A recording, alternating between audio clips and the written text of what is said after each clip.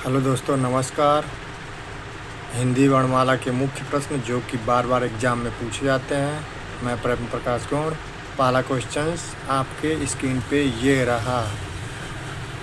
जिनकी ध्वनि केवल मुख से निकलती है वो हैं।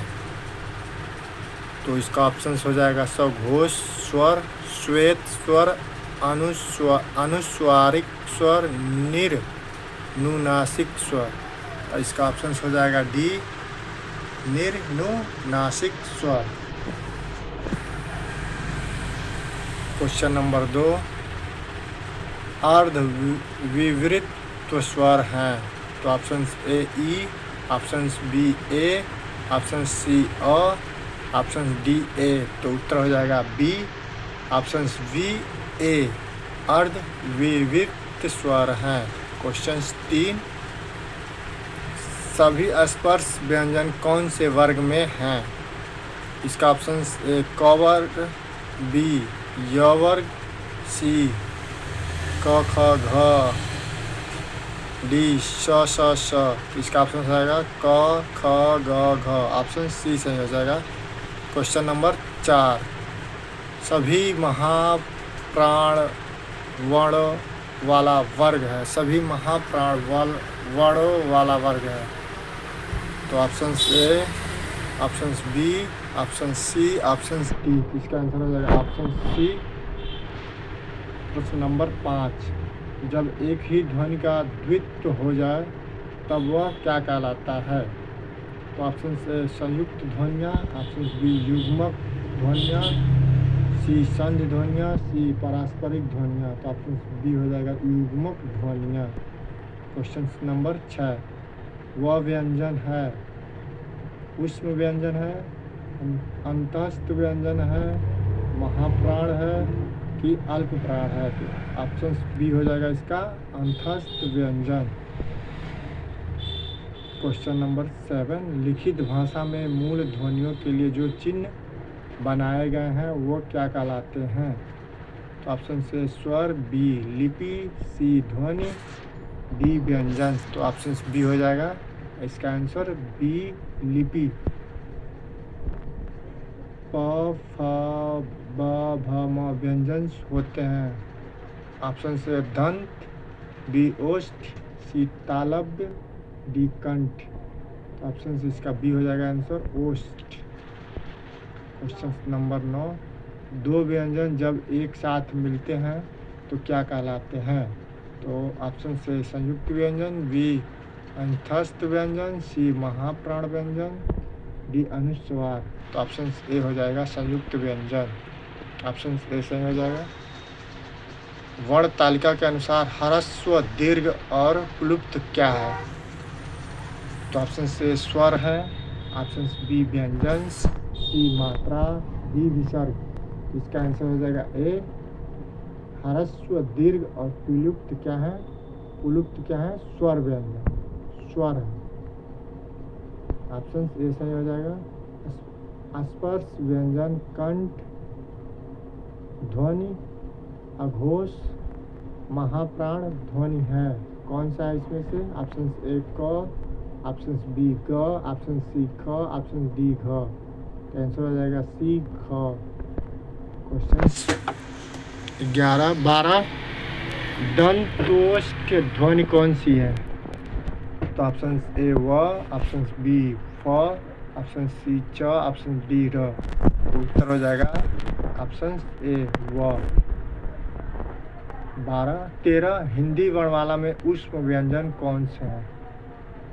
तो ऑप्शन ए स, श, श, ह, ब, ऑप्शन बी य, र, ल, व, सी ट, ठ, ड, ढ, डी क, ख, घ। इसका ऑप्शन हो जाएगा ए श, श, श, ह।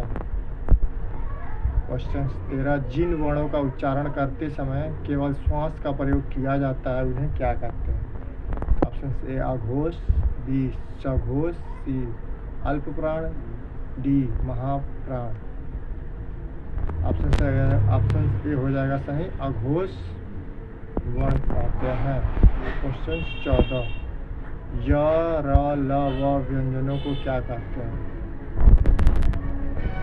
र ल व व्यंजनों को क्या कहते हैं? तो ए स्पर्श व्यंजन, बी अंतस्थ व्यंजन, सी ऊष्म व्यंजन, डी इनमें से कोई नहीं। ऑप्शन हो जाएगा बी अंतस्थ व्यंजन। प्रश्न 15, निम्नलिखित में से तालव्य ध्वनि कौन सी है? ऑप्शन ए प, ऑप्शन बी ल, ऑप्शन सी य, ऑप्शन डी व। तो आंसर हो जाएगा ऑप्शन बी ल हो जाएगा तालव्य ध्वनि। क्वेश्चन 16, निम्नलिखित में कौन सा अंतस्थ व्यंजन है? ऑप्शन ए ल, बी प, सी च, डी ट। तो ऑप्शन से ए हो जाएगा ल। 18, निम्नलिखित में कौन सा स्वर कंठ तालव्य है? तो ऑप्शन ए ई, ऑप्शन बी आ, ऑप्शन सी ओ, ऑप्शन डी ये ए। तो इसका उत्तर हो जाएगा ऑप्शन डी ए। प्रश्न 19, र का उच्चारण की दृष्टि से किस प्रकार की ध्वनि है? तो ए कंठ, सी तालव्य, सी मूर्धन्य, डी दंत। तो ऑप्शन हो जाएगा सी, इसका आंसर हो जाएगा मूर्धन्य। क्वेश्चन नंबर 20, निम्नलिखित में से कौन सा दीर्घ स्वर है? तो दीर्घ स्वर कौन सा है? ऑप्शन ए आ, ऑप्शन बी ऊ, ऑप्शन सी ए, ऑप्शन डी ओ। तो इसका उत्तर हो जाएगा ए आ। ऑप्शन ए सही हो जाएगा।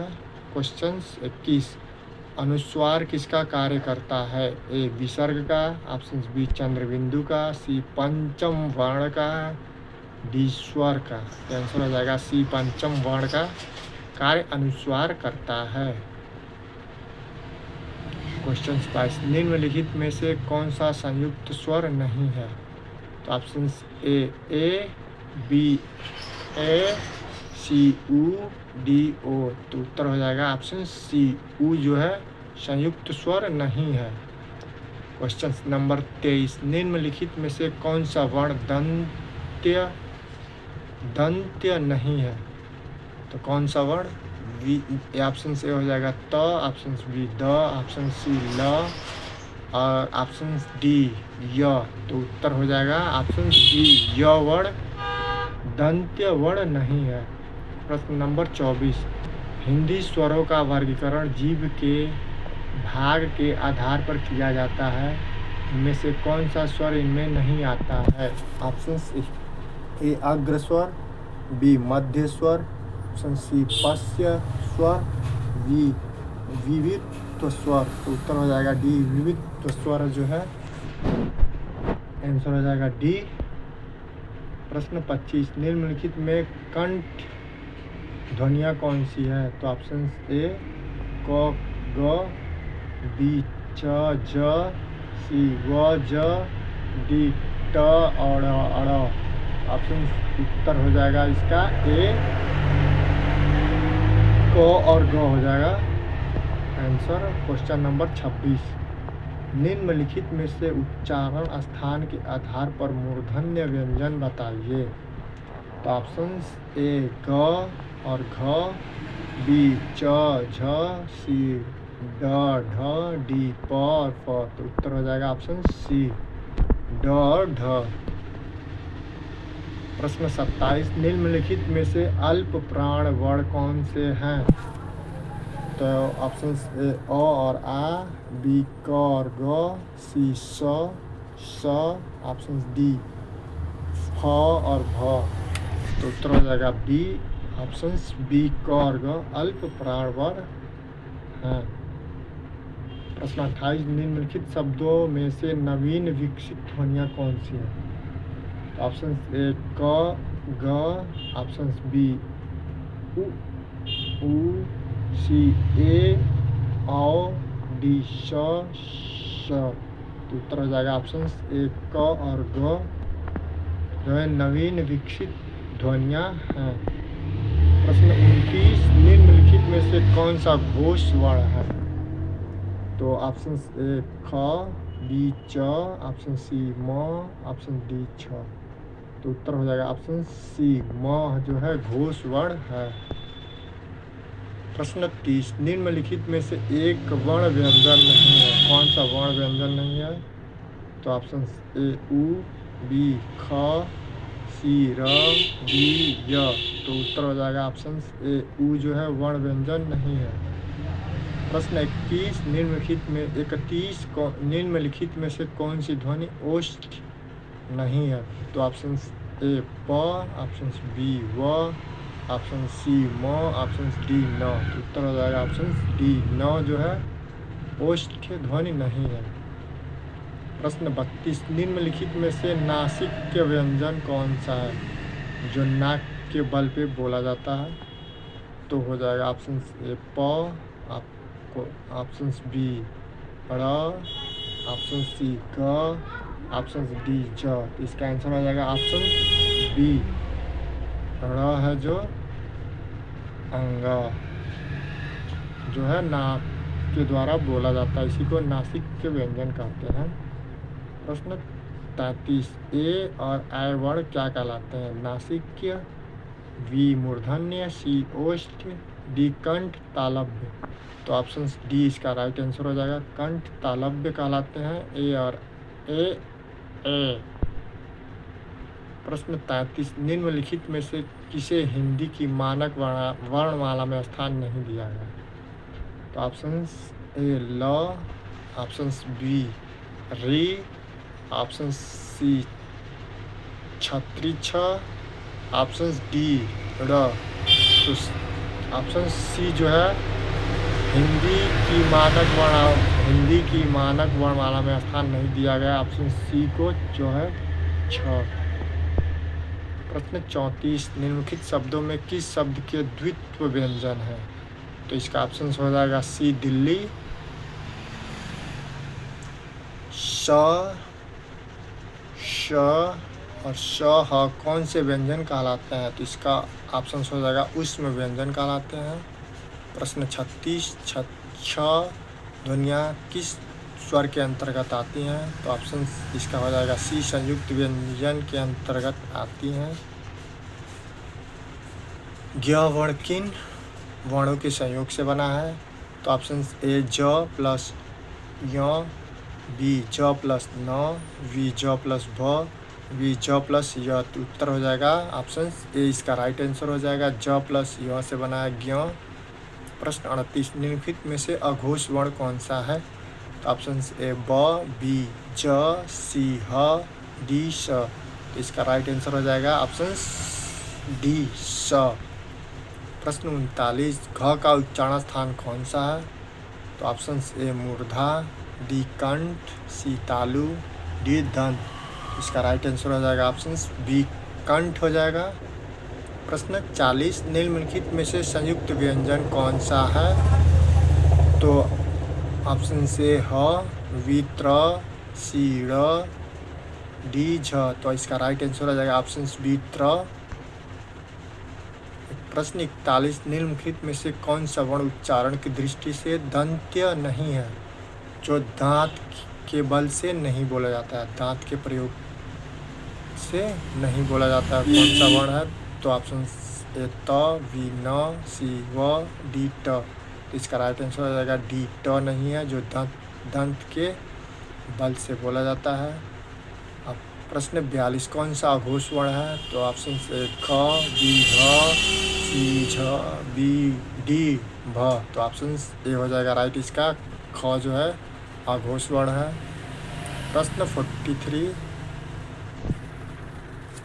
छ वर्ण किसके योग से बनता है? छत्री छ जो होता है किस वर्ण संयोग से बनता है? तो इसका राइट आंसर हो जाएगा ऑप्शन ए क और खटखोरा वाला ख से मिलकर बनता है कौन सा? छत्री छ। प्रश्न 44, हिंदी वर्णमाला की स्वरों की कुल संख्या कितनी है? तो हिंदी वर्णमाला में कुल स्वरों की संख्या ऑप्शन 20 का राइट हो जाएगा 11 है। प्रश्न 45, निम्नलिखित में कौन सा ट वर्ग का नहीं है? इसका ऑप्शन हो जाएगा डी घ जो है ट वर्ग का नहीं है। प्रश्न 46, निम्नलिखित में कौन सा पश्च स्वर है? तो इसका ऑप्शन हो जाएगा आंसर हो जाएगा अ। ऑप्शन ए आ जो है इसका राइट हो जाएगा। सभी आप पेडोलॉजी, हिंदी पेडोलॉजी की 47 नंबर का क्वेश्चन, सभी विधियां असफल होने पर इस किस विधि का प्रयोग करना चाहिए? तो ऑप्शन से उद्बोध विधि का, बी प्रवचन विधि का, सी स्पष्टीकरण विधि का, डी इनमें से कोई नहीं। तो सभी विधियां जब असफल हो जाती हैं तो टीचर ऑप्शन बी प्रवचन विधि का प्रयोग करता है। 48 नंबर का क्वेश्चन, कविता शिक्षण का मुख्य उद्देश्य क्या होता है? पेडोलॉजी से ऑप्शन से भावों का अनुभूति रहित, ऑप्शन बी भावों का अनुभूति करना, सी आनंद का संचार करना, डी उपयुक्त में से कोई नहीं। तो इसका ऑप्शन हो जाएगा भी भावों का अनुभूति कराना क्या होता है? कविता शिक्षण का मुख्य उद्देश्य होता है। क्वेश्चन नंबर 49, शैली और उद्देश्य की दृष्टि से कहानी के प्रकार या रूप हैं? तो ऑप्शन ए धार्मिक, सामाजिक और ऐतिहासिक कहानियाँ, बी चरित्र प्रधान एवं समस्यात्मक कहानियाँ, सी घटना प्रधान कहानियाँ, डी उपयुक्त सभी।